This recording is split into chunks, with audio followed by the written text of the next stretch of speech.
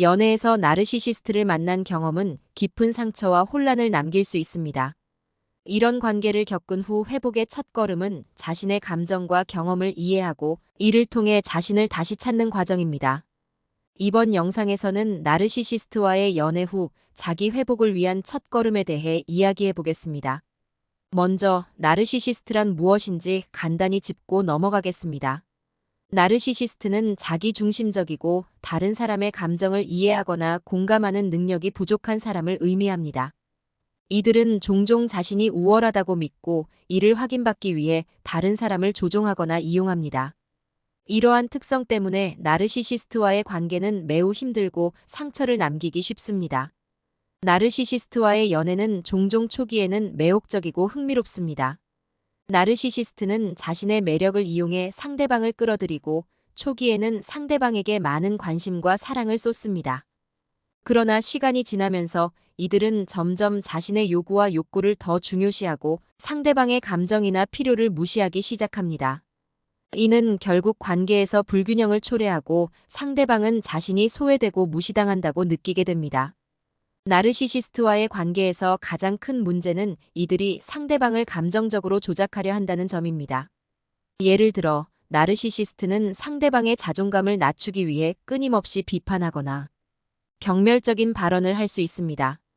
이는 상대방을 불안하게 만들고 자신이 나르시시스트에게 더 의존하게 만듭니다. 이러한 관계는 매우 해롭고 상대방의 정신 건강에 큰 영향을 미칠 수 있습니다. 이제 나르시시스트와의 연애 후 자기 회복의 첫걸음에 대해 이야기해 보겠습니다. 첫 번째로 중요한 것은 자신의 경험을 인정하는 것입니다. 나르시시스트와의 관계에서 겪은 감정적 학대나 조작은 현실입니다. 이러한 경험을 부정하거나 무시하지 않고 스스로에게 이를 인정하는 것이 중요합니다. 이는 자신의 감정과 경험을 이해하고 이를 통해 치유를 시작하는 첫걸음입니다. 두 번째로 중요한 것은 자신을 돌보는 것입니다. 나르시시스트와의 관계는 종종 상대방의 자존감과 자아존중감을 심각하게 손상시킬 수 있습니다. 이로 인해 자신을 소중하게 여기지 않게 되거나 자신의 감정과 필요를 무시하게 될 수 있습니다. 따라서 자신을 돌보는 것은 매우 중요합니다. 이를 위해 자신에게 시간을 주고 자신의 감정과 필요를 인정하며 자신을 긍정적으로 생각하는 연습을 할 필요가 있습니다. 세 번째로 중요한 것은 자신을 이해하고 자신을 받아들이는 것입니다. 나르시시스트와의 관계는 종종 상대방이 자신의 감정과 생각을 부정하게 만듭니다. 이는 상대방이 자신을 이해하지 못하게 하거나 자신의 감정을 부정하게 만들 수 있습니다. 따라서 자신을 이해하고 자신을 받아들이는 과정이 필요합니다. 이를 위해 자신의 감정과 생각을 기록하는 것도 좋은 방법입니다. 이는 자신을 더 잘 이해하고 자신의 감정을 받아들이는 데 도움이 될 수 있습니다. 네 번째로 중요한 것은 지원을 받는 것입니다. 나르시시스트와의 관계에서 벗어난 후에는 친구나 가족, 전문가의 지원을 받는 것이 중요합니다. 이들은 자신의 감정을 나누고 자신을 이해하는 데 큰 도움을 줄 수 있습니다. 또한 전문가의 도움을 받는 것도 좋은 방법입니다. 심리 상담이나 치료는 자신의 감정과 경험을 이해하고 이를 통해 회복하는 데 큰 도움이 될 수 있습니다. 마지막으로 나르시시스트와의 연애 후 자기 회복의 첫걸음에서 중요한 것은 긍정적인 미래를 상상하는 것입니다. 나르시시스트와의 관계에서 벗어난 후에는 새로운 시작을 할 수 있는 기회가 있습니다. 이는 자신의 삶을 새롭게 시작하고 자신을 다시 찾는 과정이 될 수 있습니다.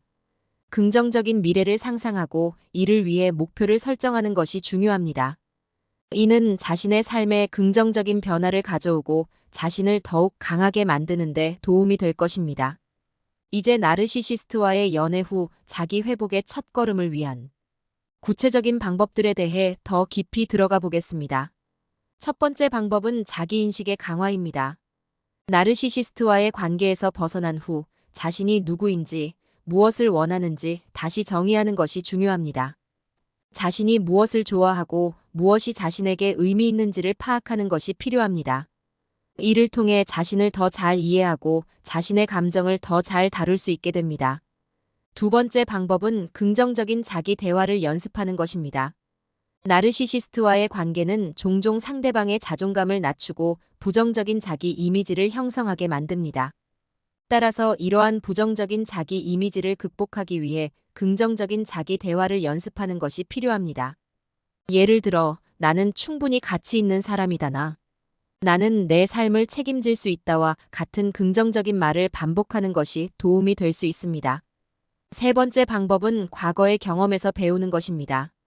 나르시시스트와의 관계는 고통스러울 수 있지만 이를 통해 배울 수 있는 것들도 있습니다.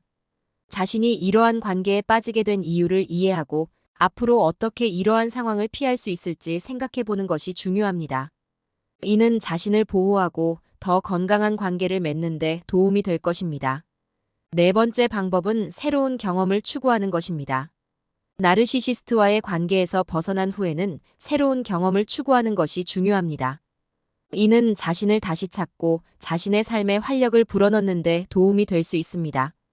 새로운 취미를 시작하거나 새로운 사람들을 만나는 것 등이 좋은 방법이 될 수 있습니다.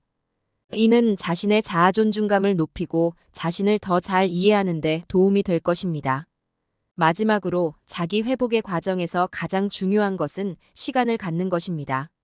나르시시스트와의 관계에서 벗어난 후 회복하는 데는 시간이 필요합니다. 자신의 감정과 경험을 처리하고 이를 통해 자신을 다시 찾는 데는 시간이 걸릴 수 있습니다. 따라서 자신에게 시간을 주고 인내심을 갖는 것이 중요합니다. 이와 같이 나르시시스트와의 연애 후 자기 회복의 첫걸음은 자신을 이해하고 자신을 돌보며 새로운 시작을 준비하는 것입니다. 이는 쉽지 않은 과정일 수 있지만 이를 통해 더 강해지고 더 나은 삶을 살 수 있는 기회를 가질 수 있습니다. 여러분이 이 과정을 통해 자신을 다시 찾고 더 나은 삶을 살기를 바랍니다.